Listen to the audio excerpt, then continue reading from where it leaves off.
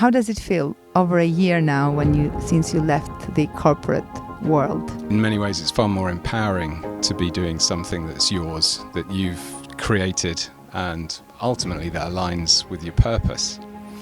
So yeah, it's even though it's early days and I've still got a lot more I want to do, it's immediately and already much more rewarding.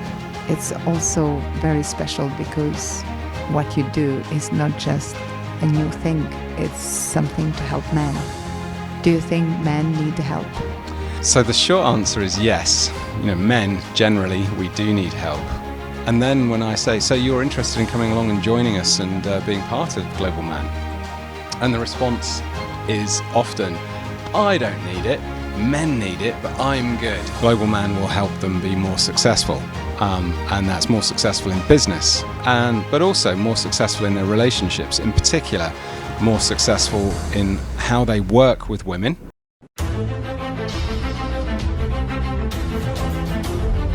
My name is Mireille Sula. I am the founder and the CEO of Global Woman. And next to me is the Global Man, the one and only Ian Spears. Well, I have introduced you with Global Woman platform many times, but let me introduce you with the vision of the Global Man. And the mic is saying Global Woman. So how does it feel over a year now since you left the corporate world? So I must say I'm not missing the corporate world other than the regular paycheck, but it's completely different doing something that's yours rather than doing something that's come down from up on high and landed in your lap. In many ways, it's far more empowering to be doing something that's yours, that you've created, and ultimately that aligns with your purpose. So yeah, even though it's early days and I've still got a lot more I want to do, it's immediately and already much more rewarding. Yes, and giving up almost 3 decades of your work and something that you invested a lot now to start doing something different. And it's also very special because what you do is not just a new thing, it's something to help men. Do you think men need help? So the short answer is yes. Men, generally, we do need help. But there's a side point to that as well, which is men, we're useless at recognizing that we need help. And you know this, I end up having conversations with men about what we're doing with Global Man, what our aims are. And the response is usually along the lines of, this is fantastic, men really need this, I'm so glad you're doing it, I wish you every success. And I end up sitting there thinking, brilliant, he understands what we're doing. He gets it.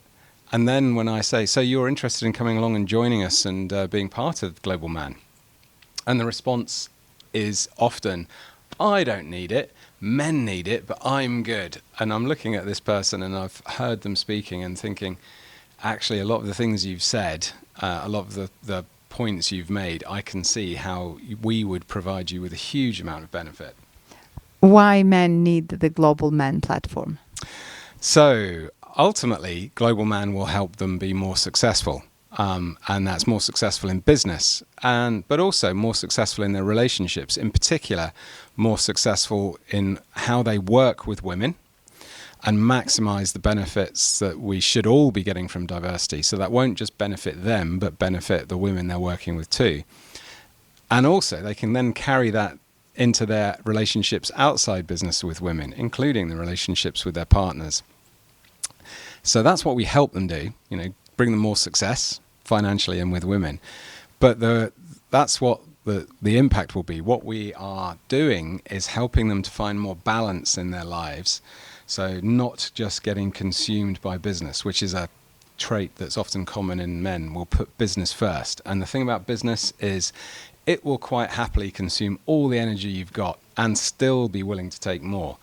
And that means you're not putting energy into yourself, looking after yourself, doing the things that you love, that make you feel happy, and that means that you show up in work feeling full. Often people let their health go. They'll stop exercising. They'll eat rubbish on the hoof. They're not getting enough sleep, not drinking enough water. And before you know it, they're not looking great or feeling great even. And again, so that means lower energy to carry into business.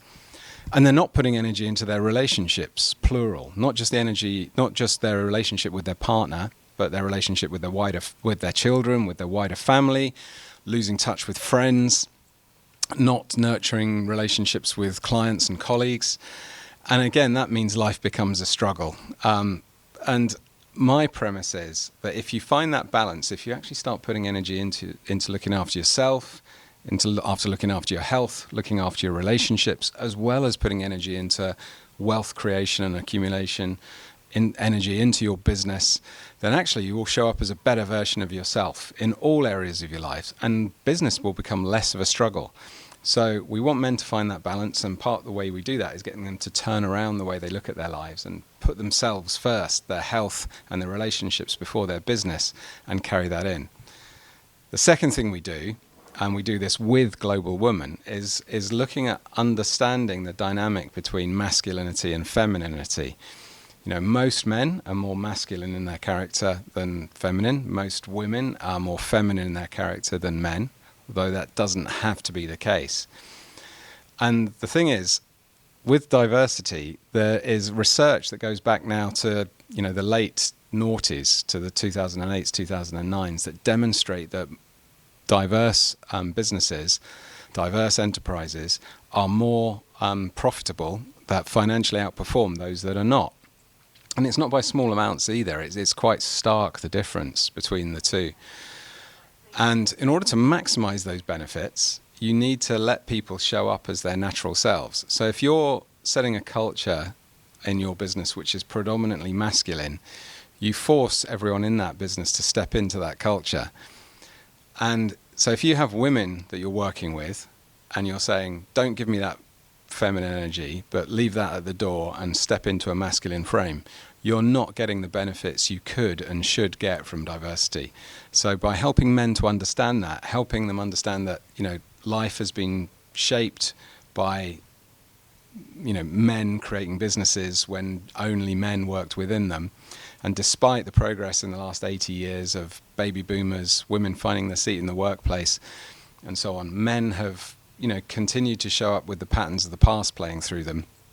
What we look at doing is how we can break those patterns so that men create this space for women to show up as... Well, many women are complaining recently that, in fact, breaking these patterns have kind of disbalanced their feminine energy, because now men are not bothered anymore to earn enough for themselves and for the families, and that's why women have to step up and work hard. So they do the housework, they raise the children, they go to work, they come back, they take care of men and family. And now somebody is hearing this and saying, okay, so you're saying, don't worry about anything else. Just put yourself first, take care of your needs. And so maybe men are thinking, okay, great. So my wife can do everything. I don't need to worry about. She can take care of the kids. She can take care of herself. And I'm not going to put anything before me. And these guys can go, I don't know, gym and sporty and luxury and yachts. And then they think that the woman can do everything. So how do we put the message right here? So, first of all, I think get that balance, especially if you are young, is very impossible. So you can have it all, but one at a time until you have the balance. So correct me if I'm wrong. So I thought you were going to go in a slightly different direction there, but so I've got another point. I want to contradict you so I can have this podcast really best-selling. So I'll come back to another point as well. But to answer your point, this is not about putting yourself first at the expense of business and providing. It's more that, if you go back to my grandparents' time, they were the silent generation, the generation that came before baby boomers. My grandfathers went out to work and my grandmothers stayed at home. Well, some women still like that. That's fine. If that works for you, that's fine. But where I'm going with this is, if you look at the dynamic that was there at the time and what it meant to be a man at that time versus what it meant to be a woman, being a man at that time was about power, the accumulation and the demonstration of power. And to give an example of that, my grandfathers would give my grandmothers housekeeping allowances. You know, they would control the money supply in the house. What is that if that's not control? But also, what they saw, their primary role was to provide and to protect. And that meant, you know, they would protect through the domination of others, but that also included dominating in their houses. And what we want, we want men to provide, to protect, and allow women to go to work as well. But she doesn't give the money away.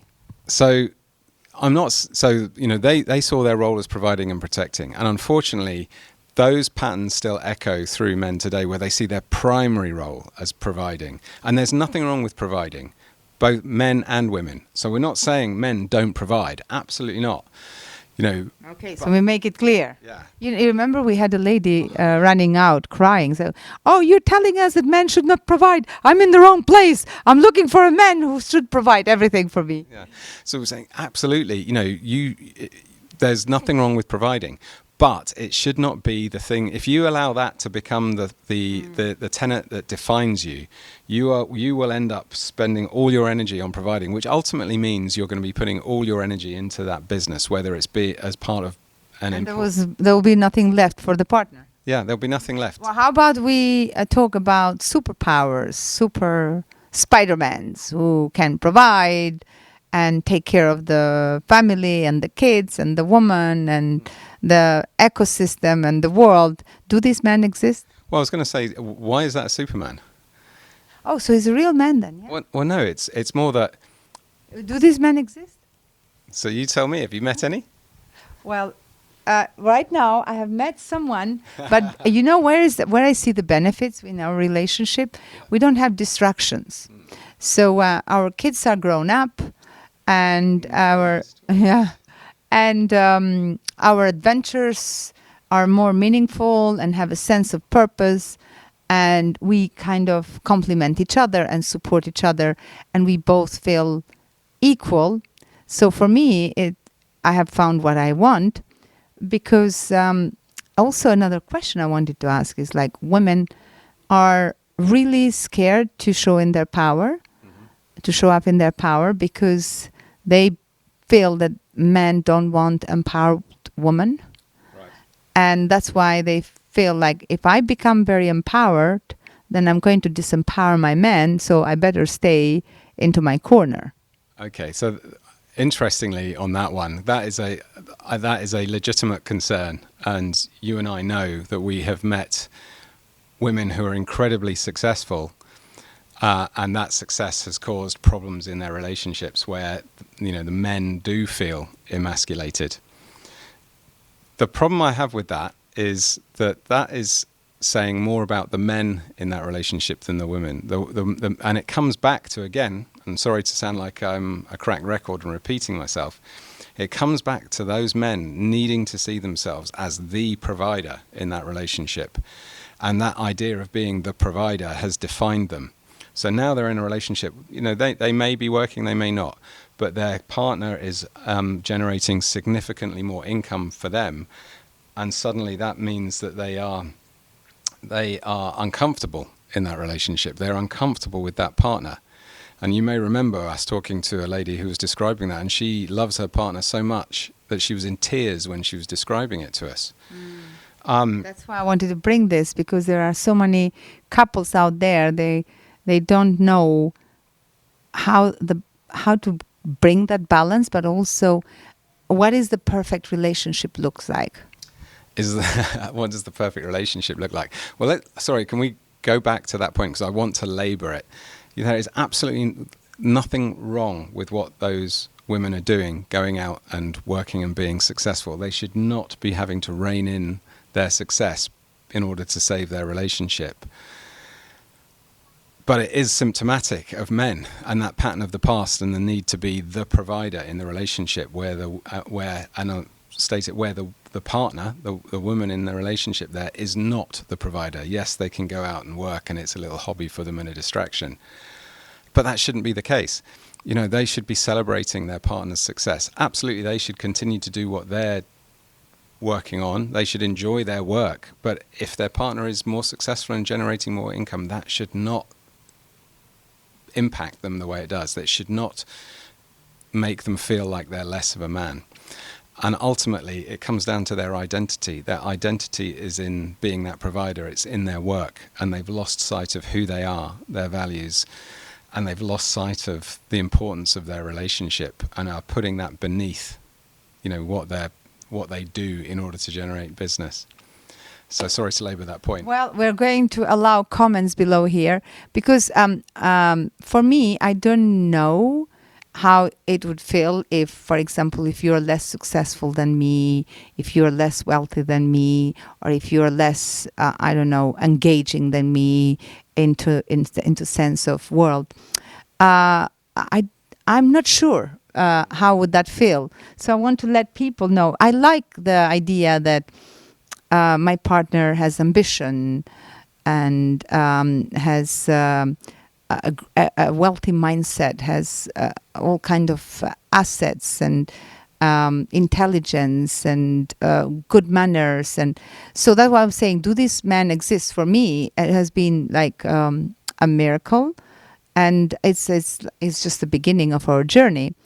But what I see is like some imbalance in couple relationships where women are feeling they have lost their position with their feminine energy and what they're meant to do in the world. So this comes back to where I thought you were going earlier with one of your comments. So there's a common phrase that you hear people talking about bringing your masculine and feminine energy into balance. And unfortunately, you know, that phrase is somewhat ambiguous. And I think in the modern world, there's a lot of people that have misinterpreted what that phrase means. What does that mean? Well, before leading into that, you know, one of the things we work on is talking about masculinity and femininity and understanding what it is. And in particular saying that men in the modern world, it's not about suppressing your masculinity. You know, yes, there's some undesirable traits in masculinity. There are people that are defined as being toxic in their masculinity. And we're absolutely not saying you need to be more masculine and go down that toxic masculine route. It's more a case of you need to be yourself, but you also need to recognize that in your traits, there will be some desirable characteristics and there'll be some less desirable characteristics that come through. When we look at what's broadly defined as masculine traits, there are some very positive things there, but there are also some less desirable traits that can come through under that masculine banner, which are the ones that tend to be prevalent in toxic masculinity. Equally, on the feminine side, there are some brilliant traits in feminine characteristics, but there are also some less desirable ones that can come through as well. But what we're looking for in Global Man is to have people embrace who they are and show up as their true selves, but also, you know, manage themselves to try and not fall into those less desirable traits and recognize when they are so they can then address that. And that means, you know, if you're a typical man and you have more masculine characteristics than feminine, you bring those into into who you are, both in business and in your personal relationships. And that also means that women can bring their true selves in. They don't have to fill the gap that you're leaving by suppressing your masculine traits. And I think that's critical. But do you think that when men don't show up their masculinity, then women, they will have to bring it up? Theirs. Well, it does leave... And then it is a disbalance. Well, and then we say, who is wearing the trousers? It does come to that because it leaves a gap that needs to be filled. Someone has to step into that gap. And I'm going to go slightly off topic. How you're going to help men to keep their trousers Don't give up on the maybe that's your strap line. What, keep your trousers? Keep your trousers. Don't give the trousers away. Keep your trousers. Yeah, you have So- to fight for your trousers. So one thing just to mention is and sticking with personal relationships more than business relationships. You know, when you meet someone, there's usually some polarity there that acts as an attraction. You know, that someone showing up with masculine energy is attracted to someone with, you know, feminine energy, feminine characteristics. So when you start suppressing your masculine characteristics and your partner has to step in and fill the gap, you lose that polarity. You lose that attraction and you end up living like flatmates, almost roommates.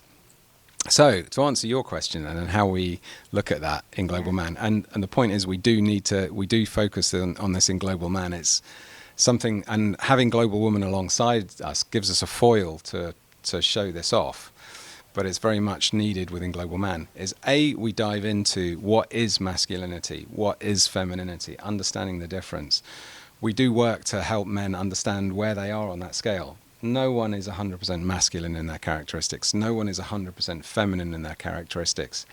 So understand where you are, but also understand what the difference between those more desirable elements, those natural elements of masculinity and femininity, and the more toxic, wounded shadow elements, which, you know, are less desirable in everyday life. So you help them to manage these. Yeah, and then you Show up with the best. Yeah, and from there, bringing it back to breaking the patterns of the past, what we're wanting men to do is step out of that power man frame, where it's about the accumulation and the demonstration of power, and into what we call an empowering man frame, where you're actually creating this safe space for everyone to show up as their natural selves and bring their natural... Well, to show up with the best version of themselves. Yes, yeah. But also, and that for them is who they naturally are. Yes, of course. And that way we can maximize the benefits that people will get from diversity, both sides, both men and women. And you know what it's like when I talk to women about this in Global Woman. There's lots of nodding of heads. They recognize that they have to step into this masculine. Well, that's why I get so many women asking me, "Does Ian has a brother?"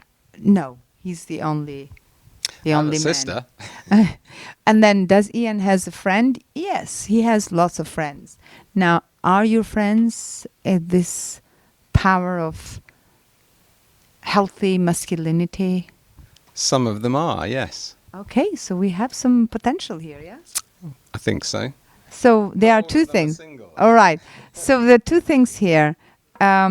When we launched the Global Men Club, there was a friend of us who said, men have everything, but if you provide potential for two things, they will show up. They always will show up for more money or more women. So for the business and learn how to make more money, you join the Global Men Club. Now, how to learn to build healthy relationship with women and live a wonderful life, you join the Global Woman Club. And once you join one club, you belong to two clubs. So that's why we invite you to continue this conversation on healthy relationship. And I agree with you. Once you become the best version of yourself, everything around you becomes better. I would have to agree with that. And who wouldn't want to live life as the best version of themselves? So live from Global Men Club. And from Global Woman Club. We invite you to join us.